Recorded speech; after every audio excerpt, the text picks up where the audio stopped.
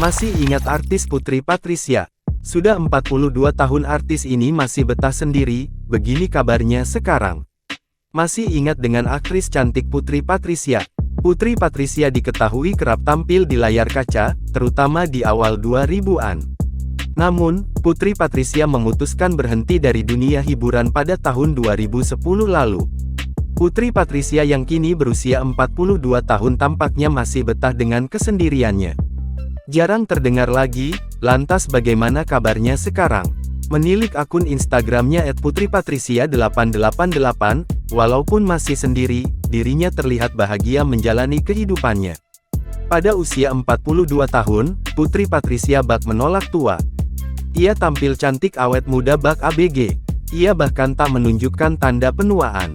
Hal itu juga terlihat dari unggahan-unggahannya. Putri memang kerap membagikan beragam aktivitasnya di media sosial tersebut. Ia juga memperlihatkan wajahnya yang awet muda. Untuk menjaga kesehatan dan bentuk tubuhnya, Putri Patricia rupanya gemar berolahraga.